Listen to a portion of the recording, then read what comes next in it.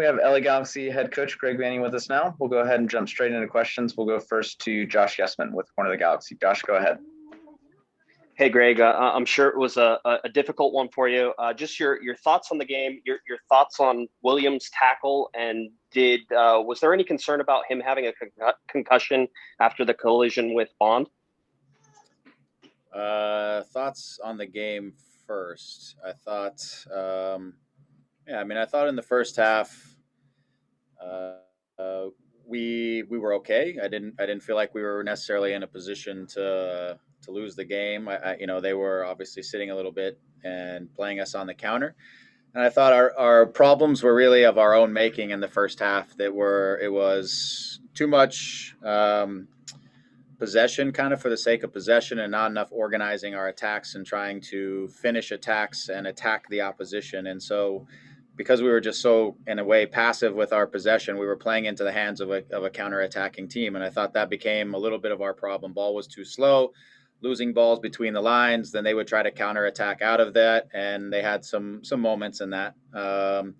Really, I was hoping we could get to halftime because I felt like the adjustment and the conversation that we needed to have as a group would really help us moving into the second half. And then, the tackle happens and the game changes and it's flipped on its head immediately. So my thoughts on the tackle, it's a tackle that is going to be a red card every single time. I mean, for me, it was almost for Derrick, like a delayed reaction, and that he probably should have read the play a little bit earlier and been a little bit tighter, and he could have dealt with it in a different way. And then he saw it happen and was just so committed to the challenge at that point that it just became with, an amount of force that's just never gonna be okay, whether it's this league or any other league. It just becomes a challenge that's going to be a red card every time. So no, there was no concerns of a concussion. He was fine in terms of that side of things. Even now, he's fine.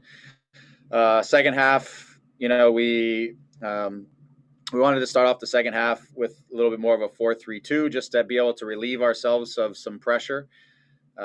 Just talking about how we wanted to protect our goal, and the first goal in the first couple of minutes, we get ourselves very separated. We're not protecting the front of the goal. They cross the ball, and we give up a goal very early, which again changes the vision of the game, because now you're playing from behind, down a man, and at that point we didn't really want to just go into a bunker either. It was really about an exercise of, can we manage things and can we protect ourselves and can we play out of the pressure into those two guys. And we had a couple runs at it, but again, nothing sustained and nothing overly. And then again, the goals come. I haven't seen the replay. I was a little bit baffled by the penalty kick goal. I felt like, as I recall it, the ball deflected off of Valeri and was in front of him by about 3 or 4 yards. And I don't know, I'd have to see it again, but that one was a little bit confusing to me and trying to understand it. Maybe I'll get it when I look at it on replay, but that's beside the point in the end. We had a lot of lessons to take out of that. We've already talked a bit as a team after, and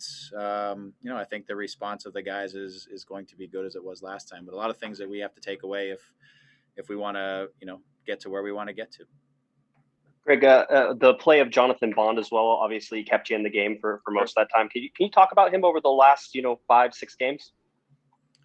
Yeah, I think Jonathan has been outstanding. I can't really think of too many wrong steps over the course of that time, and I think he's obviously made some huge saves. Did again today, and unfortunately we couldn't use those huge saves to be a catapult towards anything really, to give us a chance to get a result, especially obviously in the second half. But I think again, his maturity back there, his decisions, capacity to make saves when we need him to make saves has been excellent.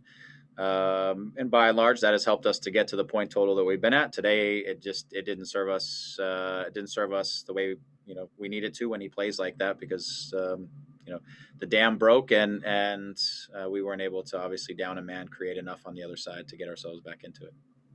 Thanks, Greg. Thanks, Josh. We'll go next to Gio Garcia. Gio, go ahead. Hey, Greg. I know it was a tough game for you guys. Just curious, I want to know your thoughts on Kevin Cabral. I know it was his actual first game, and just your thoughts on him. Yeah, I mean, I think there's some things in there that were takeaways. He's looking to attack. He's looking to combine off people. I think some of those connections didn't really connect today. Um, so I thought today he's learning, and he's going to learn quickly the physical nature of this league, and the expectation to be able to play in the physical combative league like this, which is what a lot of young players are, and players coming from wherever they come from, especially if they're from Europe, have to rectify a bit. And when they come here, is they've got to be more physical. They've got to compete at a different level to match some of the physical nature of our league. Technically, I think fine. Again, I thought is really where he lost out on the day was just some of the physical duels and some of the physical actions. I think we got to continue to get his fitness level up so he can repeat some more high intensity, high speed, high whatever intensity volume. But again, it's the first game, it's the first start. It's a very difficult place to play. We went down to 10 men. Some of the reading of his teammates was okay at times, and still in process, which I think is normal. Most important thing again is just a young man who still physically is filling out, is going to have to learn and to work to meet the physical standard of MLS, which he will get to. It's his first game, and again against a very mature opponent who made it difficult for him. Thanks, Gio. We'll go next to Jonathan Seagal with MLS. Jonathan, go ahead. Hey, Greg. Defensively, how do you see this team coping without Derrick moving forward? He seems to have played a big role and absorbed a leadership capacity. How do you feel about what the group can do going into San Jose? Obviously a big one with more on the line in terms of the history those clubs share. Yeah, I mean, I think as any situation, when you lose one, the next guy has to be able to step up. I thought Nick had a good start and had some good moments early in the season. Came into a very difficult situation in this game, and so there were challenges presented to him that were different than normally if you're 11v11. So whether it's Nick or whomever, we will have to manage it in a better way. But the next guy just has to step up. We've been doing it all year with young guys, with center backs, with different guys, and so it will have to be that. And the leadership role back there is going to fall to to Dan or Nick or one of those guys in the middle, plus Jonah and whoever is in the defensive midfield role. I just have to assume that. So again, I wasn't overly concerned with some of the stuff in the first half. The second half, I think we highlighted some areas that we have to continue to really improve and become more mature about the process of where we're headed.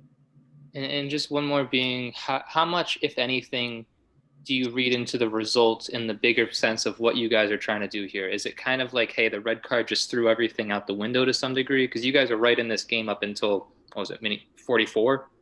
Do you read into this at all or not too much?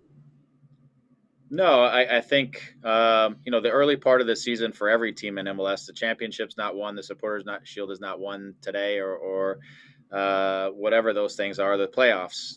We, especially as a team that's coming together now and adding new players and building, all of these are experiences. We may or may not face this type of situation again down the road when the points become clearer and more things are on the line and things are more evident. So it has to be a learning day, of which I'll take things away from it as a coach and our group, but things we can work on, but also individually on how we need to improve. And so, yeah, the points always matter because we're always here to take something away. But at the end of the day, in this moment of the season, we have been able to give ourselves a little bit of a cushion to have some learning moments that you're going to have over the course of 34 games. And today was for sure. The second half was one of those. Even the first half, to be honest, the team forced us to have to create opportunities against a lower block, and we weren't as effective at that in the first half. And we need to become better at that. So for me, two very different halves, two lessons to take from each half, and we will build off of those as we continue to move forward. Thanks, Jonathan. We'll go to the last question with Chris Maldonado. Chris, go ahead. Hey, Greg, thanks for the time. Yep. You talk about these lessons, and I agree there are lessons even to be learned from a loss. What are some good takeaways from this game? And also, what's the situation like with Samuel? It seemed like he was signaling or at least pointing at his ankle. Is it an ankle injury?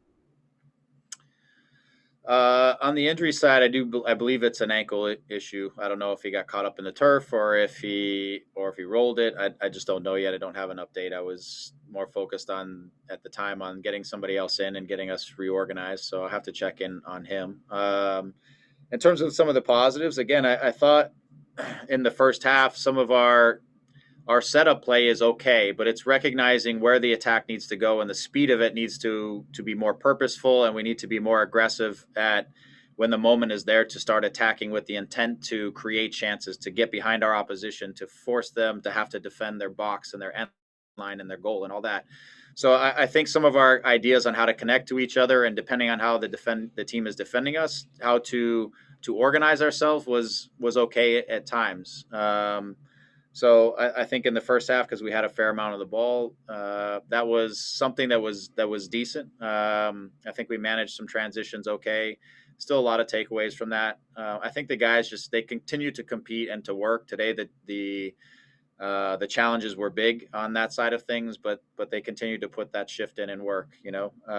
So there's things again that we continue to take away, but our standard is we're trying to get to a team that can win championships and compete for championships, and so we're going to keep looking at the ways we can improve and the things that we need to take away from a day like today. Again, given two very different halves and two very different sort of lessons and takeaways.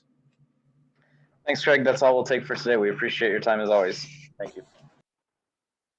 We'll go ahead and jump straight back into questions. I'll go first again to Josh Gessman with Corner of the Galaxy. Josh, go ahead. Hey, Seba. Obviously a tough loss for you guys. I'm sure it's not what you wanted. What can you take away from this game? Certainly the first half looked like you guys were maybe on the front foot and pressing, and then obviously the red cards to Williams put you guys in a hole. Are there some positives here?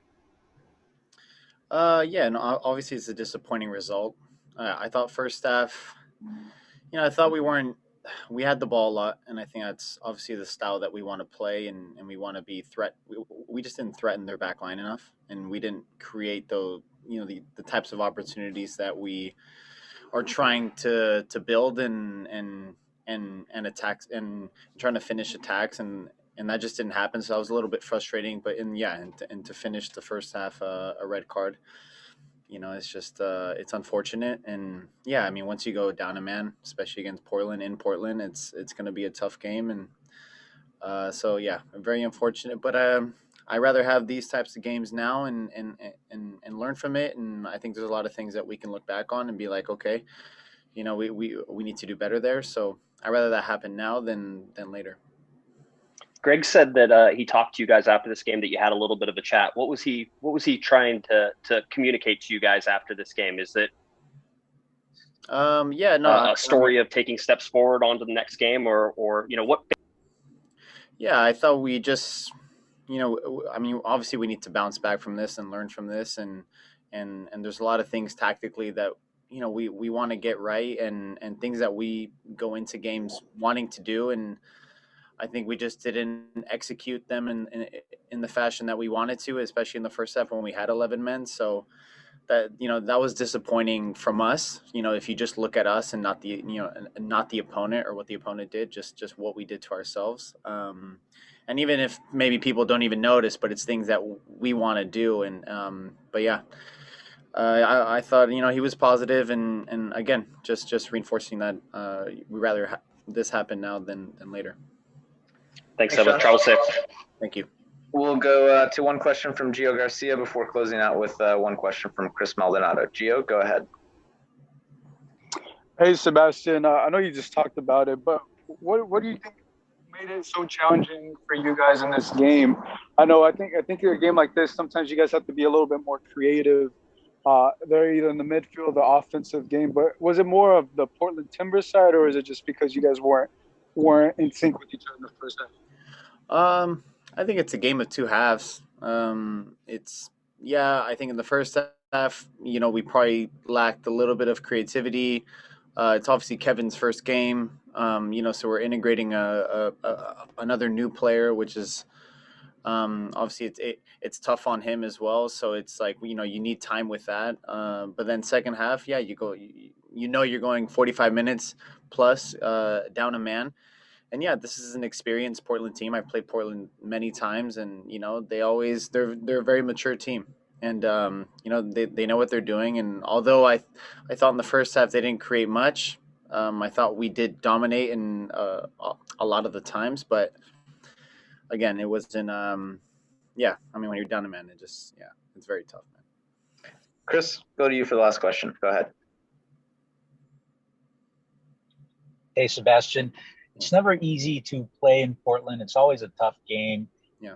Next week won't be any easier. You guys are going up against a rival in San Jose. Always a tough game as well. How do you prepare yourself mentally? How do you get over this recent loss? How do you prepare for that? I think we take a couple days, not too long, but definitely a couple days to look back on this game and see where we could have done better. And I know there's Greg's definitely gonna want to do that, and then we start focusing on the opponent and really just focusing on their strengths, their weaknesses, and kind of take it from there. I mean, San Jose is another tough team who play an unorthodox type of way of playing. So it definitely won't be easy, but I'm definitely sure that we're gonna be ready, and we just gotta move on. Thank you. Thanks, Sebastian. We appreciate your time. That's all we'll take for today. Safe travels home. Thanks, guys.